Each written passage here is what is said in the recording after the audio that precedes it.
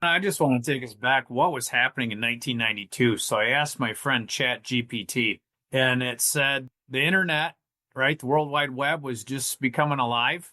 The first text message was sent in late 1992. Nirvana and Pearl Jam and grunge were a defining new rock era.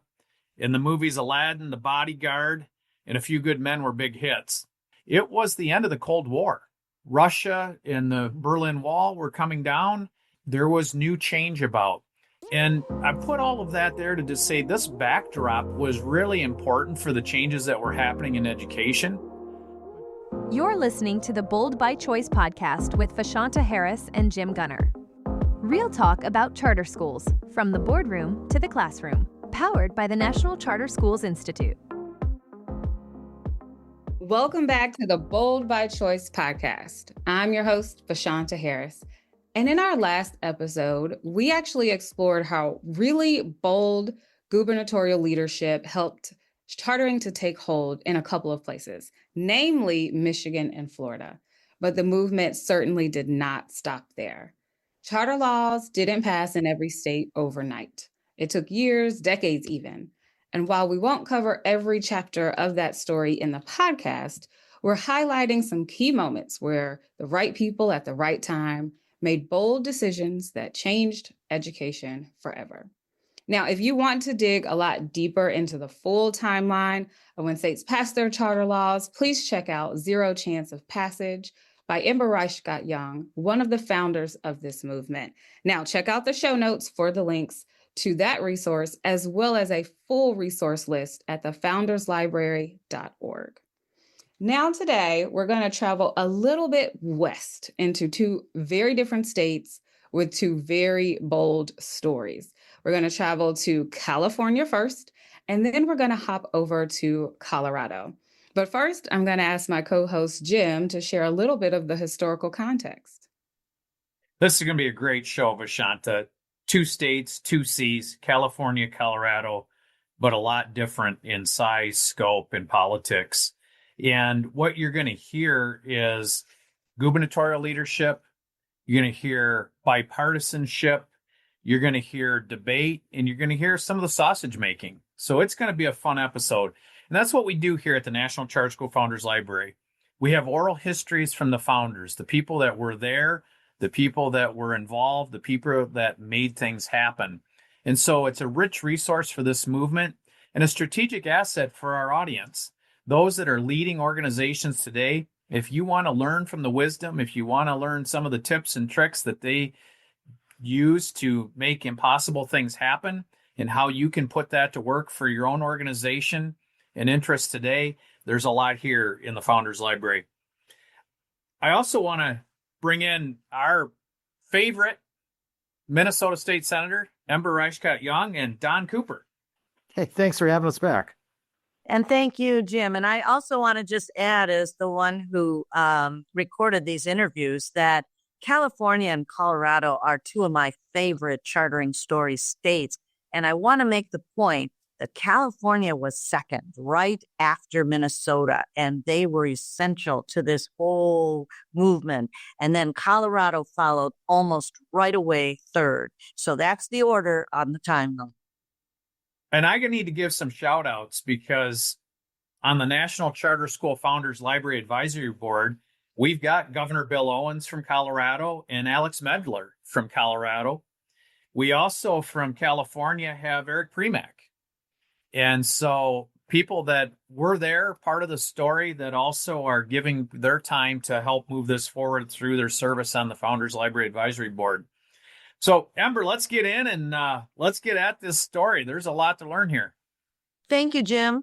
And before we go into this oral history by the panel, I think it's important to introduce some of the players here in the California world of chartering. First of all, you mentioned Eric Premack. Eric Premack is actually a Minnesotan. He brought the idea from Ted Coldery to California and introduced it to his colleagues where he was working at the legislature in California. Eric currently leads a charter school organization in California. Then you'll hear from Senator Gary Hart. Senator Hart, a Democrat, was a respected leader in the Senate who carried the chartering legislation forward that was much more aligned with the Minnesota law. Sue Burr, you'll hear from, was the chief of staff to Gary Hart. Sue Burr was involved more in the details or the sausage making with Eric Krenak. You'll hear her. You'll also hear about Assembly member Delane Easton. She was the chair of the House or the Assembly Committee, but she was really tied to the unions. So what you're going to hear is a very unusual process where the two leaders, Delane Easton and Gary Hart, agreed to a very different process that deviated from the norm in California. You don't need to know the details of how it deviated, but they had a special agreement that both bills, which were very different, one was union supported, one was more Minnesota-like, would go through the process and meet in the middle and then be determined and solved or resolved in the middle at the conference committee. That's actually an interesting point that I thought in reading was seeing that there were originally these two bills. What were the important components of each and how did they differ? And Don, I'm going to come over to you for a stab at that one.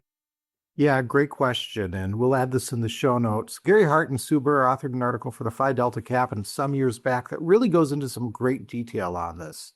So look for that in the show notes. But to summarize the key differences between the bills, the Senate version of the bill kept the process local, kept it at the school board level, and didn't involve collective bargaining agreements or unions within it. So it was much more true to the Minnesota law. The Assembly version that Assemblywoman Easton had sponsored created more of a role for the state within this and created a role for collective bargaining agreements. So there were more veto points, and it was much more pro-union, which would have made it in a lot of ways harder to launch charter schools in California. So there were some pretty fundamental differences in the policy, but also that shows that there were fundamental differences in the constituencies too. So as Ember mentioned, Easton had a stronger labor and traditional union constituency, Hart not as much. So we see that reflected within the policy. All right, this journey is an interesting one. Let's keep going into the next clip. So I get a call from Delane Easton about 20 minutes of 8. We're scheduled to go at 8 o'clock. This is the big deal. This is where we're going to, hopefully, lightning will strike. It's maybe not likely, but we're going to be able to work something out.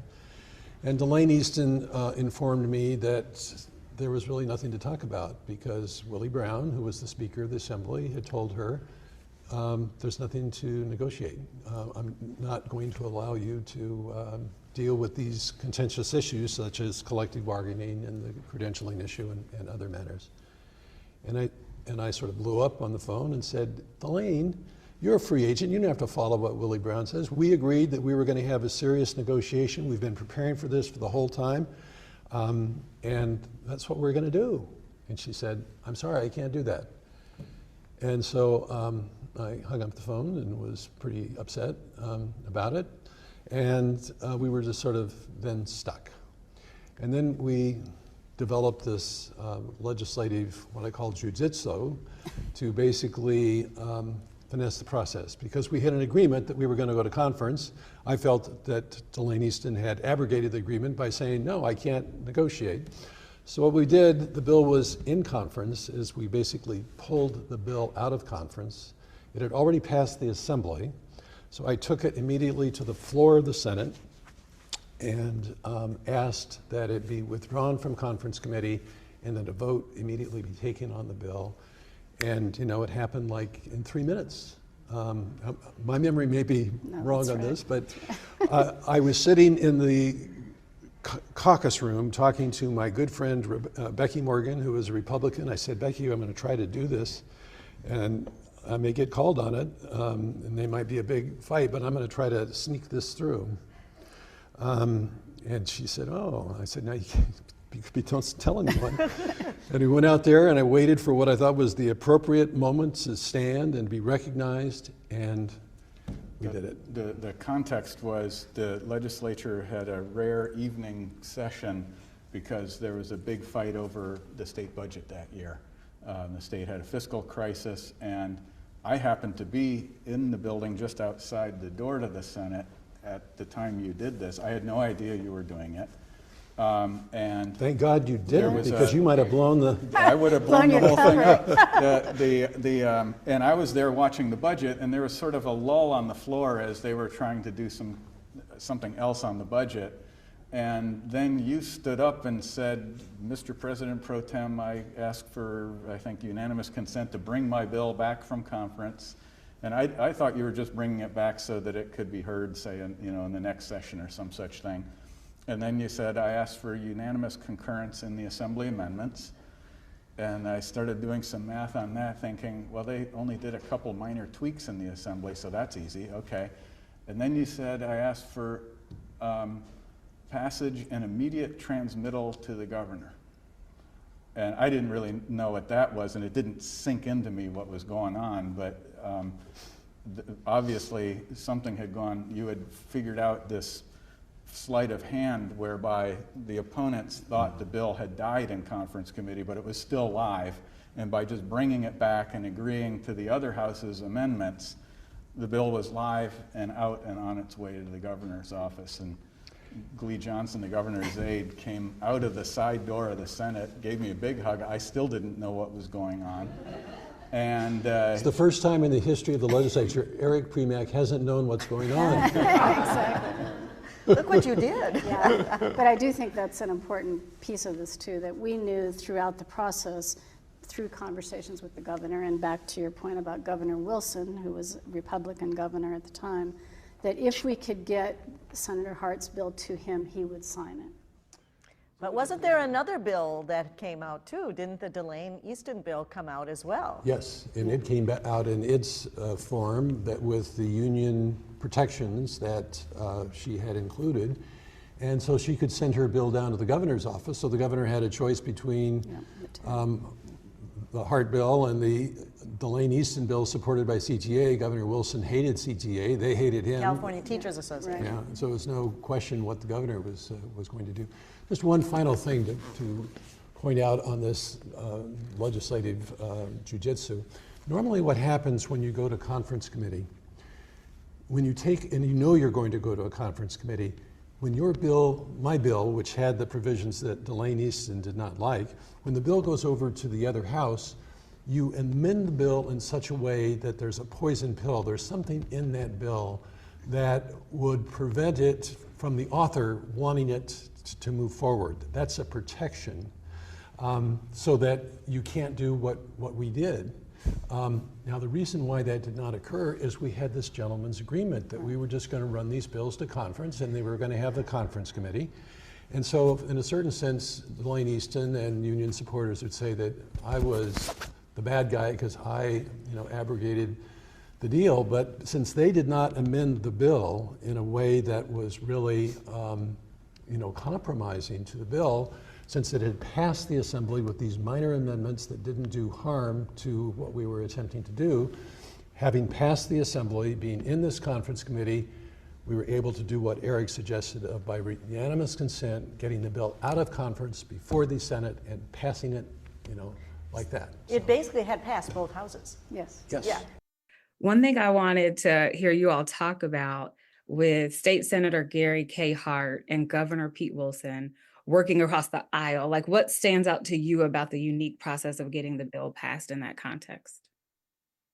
Well, let's just again talk about the politics. Gary Hart was a Democrat. Pete Wilson was a Republican. Guess what? Governor Wilson had served with U.S. Senator Dave Durenberger in the United States Senate for years. So Durenberger, you'll recall, who then initiated the legislation federally, was a friend. And he talked with Governor Wilson and said, this is the bill. And so Minnesota once again arose here. But because he was a Republican, he was much more inclined to go with the Hart bill. And that's what happened. Great. Vashanta, I'd like to add to that there's a backdrop to the California story that created a sense of urgency to get a charter school bill done. And that was on the 1993 statewide ballot was a voucher proposal. So the voucher proposal was known as Proposition 174. It was backed by a lot of folks in Silicon Valley. Some folks like Milton Friedman, the intellectual giants of the voucher world. So legislatively, there was just a real pressure to get something with choice done. So that helped advance the charter legislation throughout the process in a way that we have seen in other states that have framed charters as a third way to advance choice still within the public system. Bashana, I Don- just want to take us back. What was happening in 1992? So I asked my friend ChatGPT, and it said the internet, right, the World Wide Web was just becoming alive. It says that the first text message was sent in late 1992. Nirvana and Pearl Jam and grunge were a defining new rock era. In the movies Aladdin, The Bodyguard, and A Few Good Men were big hits. My point is, this is happening a long time ago for a lot of our listeners. And in fact, in 1992 is when Arkansas Governor Bill Clinton defeated George H.W. Bush, the first Bush. And so there was a lot of transition. And most importantly, across the globe, it was the end of the Cold War. Russia and the Berlin Wall were coming down, and there was new change about. And I put all of that there to just say this backdrop was really important for the changes that were happening in education. But they also go to a thing that this story signifies for me, and that is you have to know the rules. And Gary K. Hart knew the rules, and he knew how to leverage the rules and take advantage. And that story resonates through the Founders Library and the oral histories we've captured. The people that were up against it knew the rules, they knew how to take advantage, and they knew the timing. There was, I think I will get the analogy right. Correct me if I don't. I think Premack stated that Minnesota was seen as a bit of a policy orchid and that California was seen as a policy redwood. Let's unpack this analogy. What do you mean by that? Well, he said that, and I quote that in my book, Zero Chance of Passage, and he said it elsewhere in the interview. But here's what it meant. Eric came from Minnesota, and Minnesota was known for doing these sort of innovative one-off things. So we had passed post-secondary options. We had passed open enrollment, and now we were passing charter schools. But for the nation, it was like, that's Minnesota. They do stuff like that. But once it went to California and was passed there, it was the start of a national movement. So what he said is in Minnesota, it's like a policy orchid. You can't transplant it. But you go to California, it becomes a policy redwood, stable and strong, and begins a movement, which actually moves us to Colorado. Vashanta, it's like Ray Buddy writing a research paper and Al Shanker going to the National Press Club. It's just different. So now we move on to Colorado, which happened right after California. And part of that is because Governor Roy Romer was a Democrat governor, very interested in this. And there were two legislators that were willing to take this on, very much bipartisan. One is Representative Peggy Kearns. She was the minority leader in the Colorado House of Representatives. She had taken some tough votes earlier about education and public school choice in other ways. So she was ready to lead, even though she was in the minority. Then on the Senate side was a senator by the name of Bill Owens. Bill Owens had the tougher road, to be honest, because the Republicans, he was a Republican, the Republicans were not thrilled with this legislation for reasons of their own. And so we had a balance between Republican Bill Owens in the Senate and Democratic Peggy Kearns in the House, which made it very bipartisan, and the Democratic governor, Roy Romer, who eventually signed the bill. As a postscript, Bill Owens later became governor, and we're going to hear from him in a moment. But right now, first, we're going to start from the oral history with Peggy Kearns, Representative Peggy Kearns, and her colleague from Colorado, Alex Medler, who was very involved in chartering with the Education Commission of the States, which is a national organization and an organization that also helped to spread chartering around the country. Change, and what did that mean? Because charter schools at that time, there was a lot of trust that when you voted for charter schools, because every single thing was not settled. So there was some trust that it would work out okay. And the education community we're not willing to kind of sit back and wait and see what would happen. But so anyway, I got everybody involved, and you were involved. That's right. Those were good meetings. Yes, People yes. talked about a lot of details Right. pretty early. And we had a good drafter, and we took everybody's ideas and put together legislation that was introduced in April of that year. It was fast-tracked, but it was because we were determined to do it. Right. Determined to do it. And some of the people I remember involved in that early process include Barbara O'Brien herself from the Children's Campaign. I was there from the Education Commission of the States. Right. On Romer's staff was Bill Porter, Bill Porter. who was really active, and he had a big role to play. And I think one of the interesting things I saw from Bill Porter and Governor Romer was actually an early connection to the standards-based reforms that they were making at the same time. So I remember a lot of discussion about the accountability that the charter schools would actually have. We didn't really have much details on authorizing other than the fact that the districts would do it. Yeah. We didn't know what that meant. But I do remember a lot of discussions early about connecting to empowering teachers to do interesting things, Right. and as a way to implement standards-based reforms and like figure out how to hold schools accountable and let them Yeah. be different. And then to follow on the previous year's recent victories on public school choice. Yeah. So there's a lot of themes there. See, and I thought that charters had the potential to make a school district better, an individual school better, that they would see innovation happening and see successes and give them some fresh ideas and not be stagnant. And I think that has happened in many cases, that sometimes school districts will not have that many charters because the schools themselves have been responsive to parents and the needs of the children where maybe they weren't before. So before we keep going, there's an important piece here about the community and the stakeholders that were involved in the chartering process in Colorado. Amber, do you want to unpack that a little bit more with us? Well, I think you mentioned Barbara O'Brien, who was with a children's group that was very influential at that time. I think at the time she also was later lieutenant governor, if I recall. But in any event, this was something coming from the community, which was a little different than what was happening in Minnesota and California. So I thought that was important. Then you had Alex Medler, who had this whole base from the Education Commission of the State. So they had more resources, more stakeholders involved. Yeah, Vashant, if I can just add to that, for the listeners who are going to spend time with the whole interview, you'll hear Alex and Peggy asking the question to themselves of who's going to open a school. You know, they kind of had an idea. They worked with the community, but you know, what's the demand going to be? And there were a lot of schools ready to go, especially in places like Jefferson County. So that just shows that this is something that came from the community, that there was demand, there was interest. It was beyond just the idea phase that the other earlier two states were in. That's right. Yeah.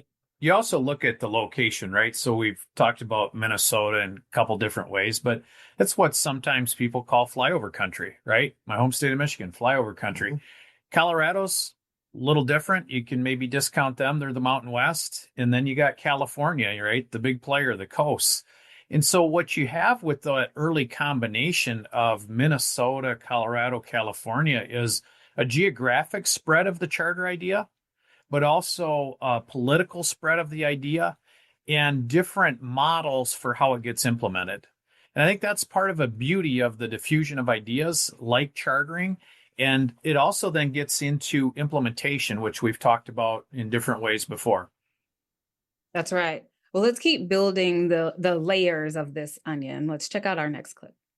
Is that an active strategy? Like if we can get our charter schools in place, we will put these voucher proposals to bed and avoid them? I don't think it was in contrast to them, but at least, Ember might be different in Minnesota. She was a Democrat sponsor in Minnesota, and it was a partisan bill. And then Senator Gary Hart in California also was the Democrat leading it.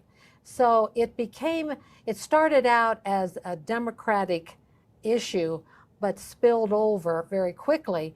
And it would not have passed in Colorado if it had not been a bipartisan bill. Yeah, I think back about the opponents, and it was interesting on the Republican side, there were some very strong sort of rural interests that were talking about local control and saying, well, this is bad for local control. And there were some progressive Democrats who were very afraid, making kind of arguments we still hear today that, oh, this is just going to serve the privileged and elite kids and it'll be creaming. How did those play out as you remember it in terms of the debates? Well, Romer had a big conference in December of 1992 and brought in national experts on charter schools. And that was piqued everybody's interest. And a lot of people were there, and from the education community and elsewhere, and legislators. The education community was initially concerned about it because they felt it took power away from the schools, the district, from the administrators, from the teachers. And we had a hard time explaining, and we did it over and over again, that charter schools are public schools and operate with public money. But even the newspapers got it wrong during that time. It's just, we had a hard time, drilling that into people's minds. Yeah, I spent a lot of time for ECS going around and making sure people had those details down. Right. And often it was interesting to see what the national teachers unions would do at that point. I mean, I still remember fairly positive exchanges with the NEA and AFT representatives who were willing to talk about the details and still had Al Shanker in mind when they were thinking about it. Yeah, but it came down to the state and local, Yeah. maybe not so much support. Right. All right, just one question for the group on what we just heard. And it sounded like it took a lot of effort for folks to really understand the concept that charter schools were indeed or are indeed public schools that operate on public funding. What are some of the reactions and reflections that you all have hearing that clip? Yeah, Vashanta, that's a great observation. And again, this gets back to charter schools it's a really big idea, because before charters, the only concept of a public school that we really had was the school district. So to wrestle with the question of how can you have a public school outside of the school district is something that took people a while to, because the school district, it's something everybody's familiar with. Most people have gone through public school. It's familiar. Charters, it's new, it's conceptual. So it just took a while, I think, in that, and still something we're fighting today.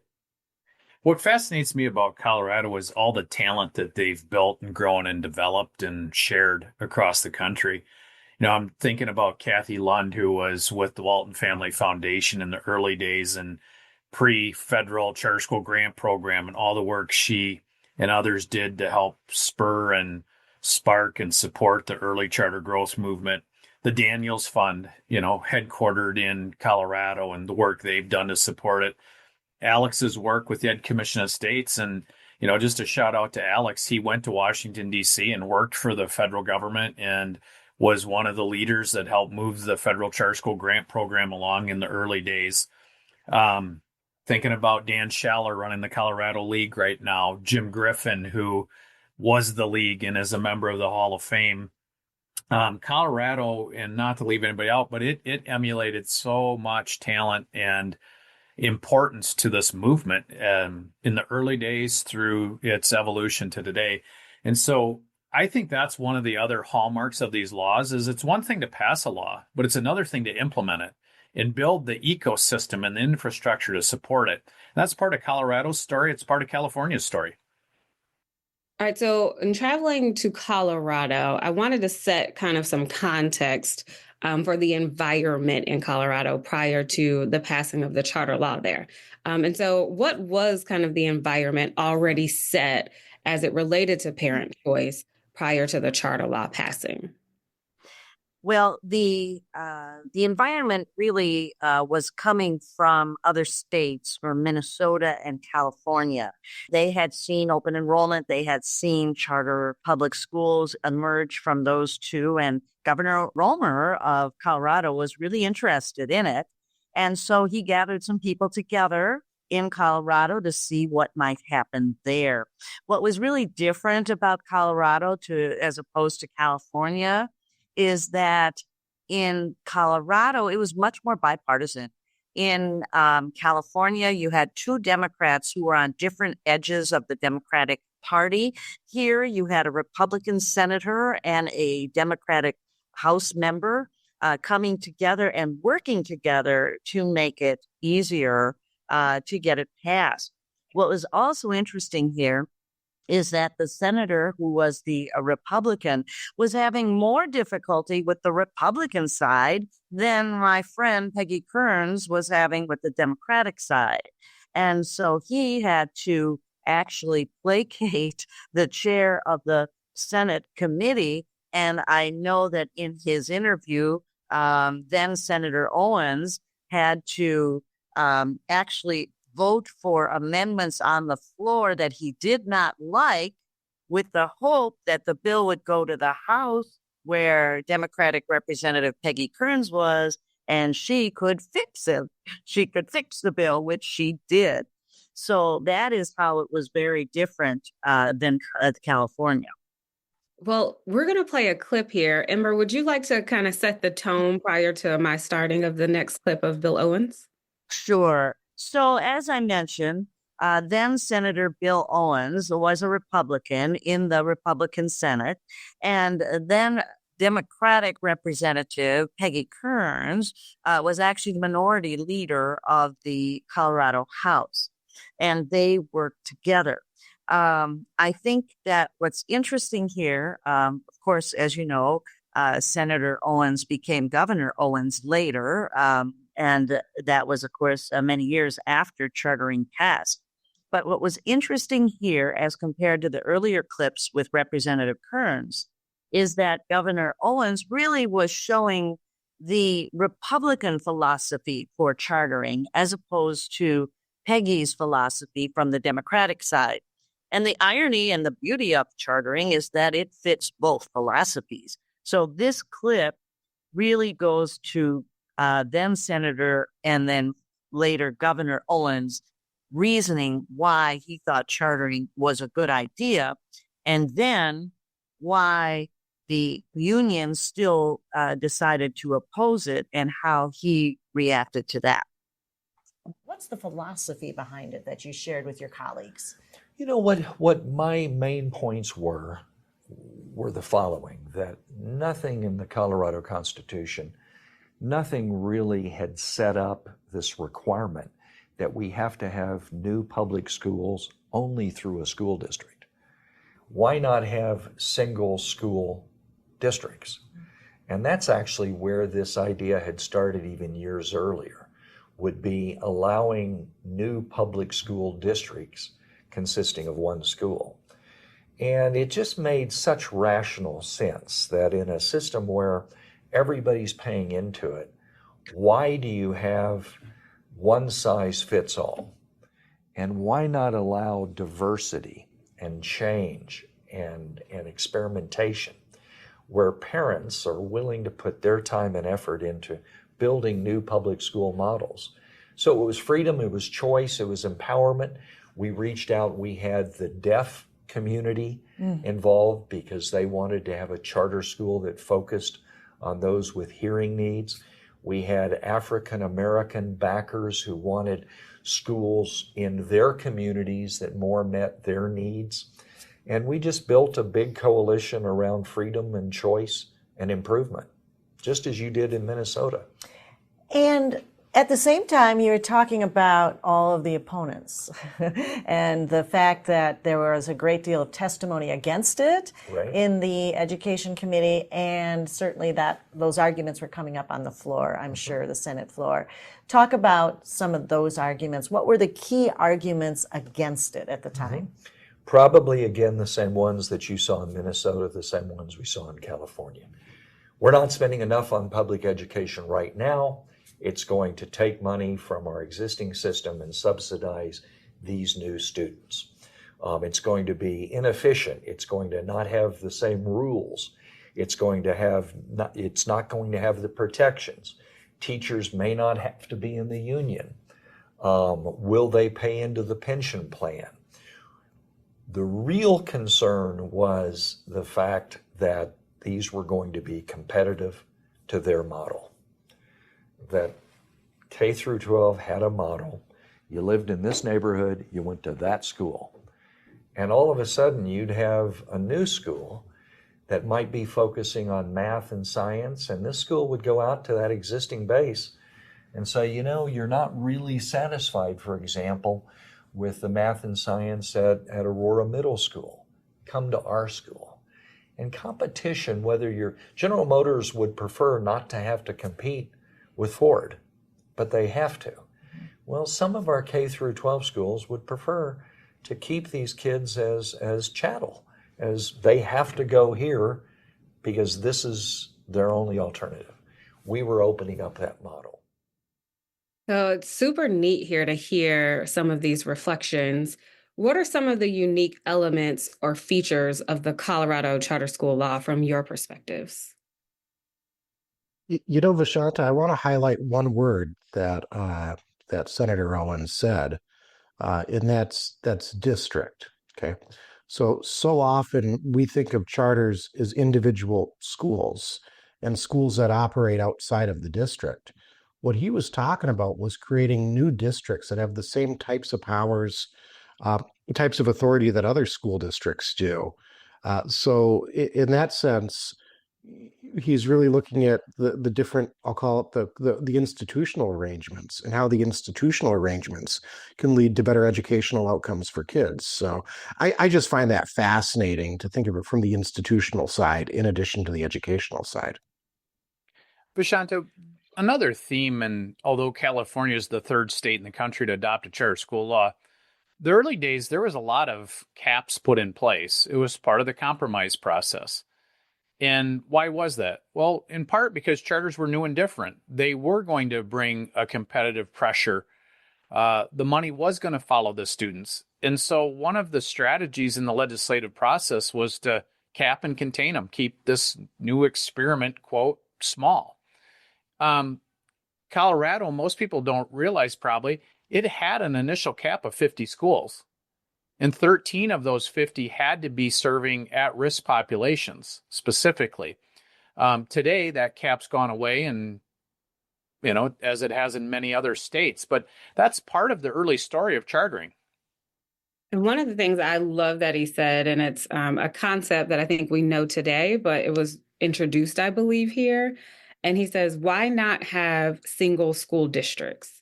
So basically allowing for the new public school districts to consist of a singular school. And that's pretty innovative at that time, right? Yeah, it really is. And most of the time when we think of a district, we think of the big, comprehensive, multiple schools, multiple buildings, lots of different things going on in it. But to change the concept of what it means to be a district was really kind of revolutionary at the time.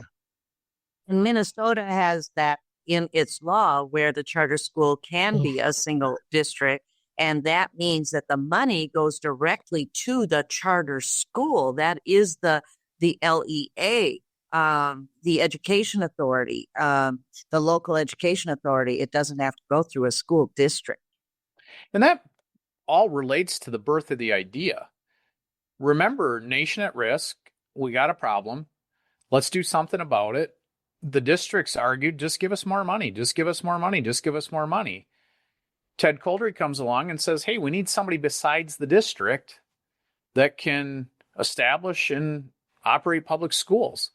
And that's the birth of chartering. And now that was also part of the idea that you would be more accountable if you were a single school, you were site-based. We could see the money that you get and what you do with it, and it wasn't massed in a larger system. And so there's a lot to those ideas, but as you go across the country, most charters are their own LEAs, but there are states like Colorado where they're not. In Colorado's case, the authorizer is the LEA. Vashanta, your home state of South Carolina, the authorizer is the LEA. So there's differences in the structure of the law, but there's also some common reasoning in how people got to where they wanted, which is let's really see what a school can do at an individual level. So before we head to close, any final thoughts or lessons from Colorado's passage of the law and their setup that you all would like to share for the listeners to know? I just like to say, I love the spirit that Ember is, the senator from Minnesota that passed the nation's first charter law, the camaraderie she has with Peggy Kearns, her legislative colleague in Colorado, Senator Gary K. Hart, her legislative senator in California. Ember, I just wonder if you can talk about what it was like to be comrades with early sponsors of charter school laws. Well, not only were they early sponsors, they were all Democrats. Peggy and Gary and I were all Democrats. But a lot of people don't realize that chartering started with 3 Democratic lawmakers taking the lead. And of course, our Republican colleagues came forward like Senator Owens and Governor Engler along the way. But it was really a soul friendship, a bond, because we were at the front lines of something that was going national. And Peggy and I connected both in Colorado. Gary Hart and I were in California. And we shared this bond that we knew we had to sort of swim upstream together.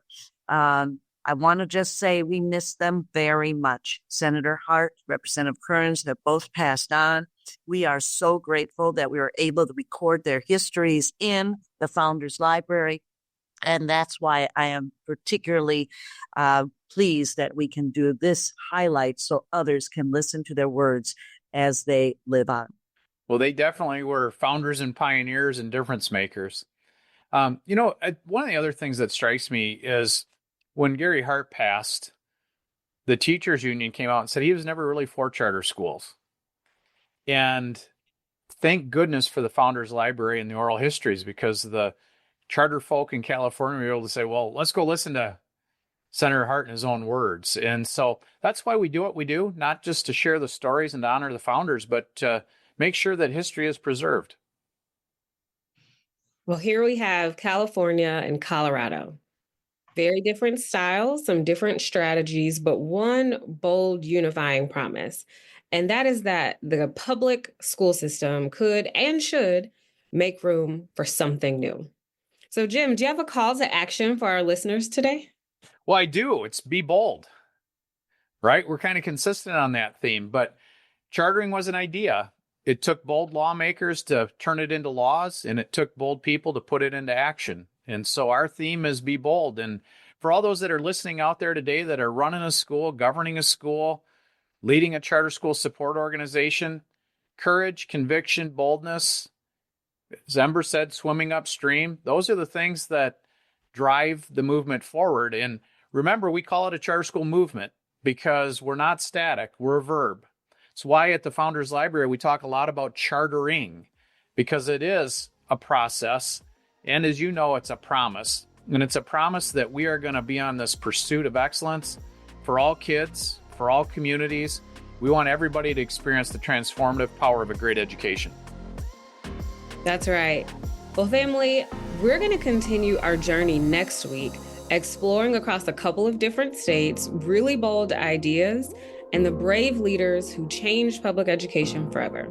If you haven't already, go ahead and hit that subscribe button, like us, follow us across all of our social media platforms, and let us know how we're doing. Until next week, stay bold.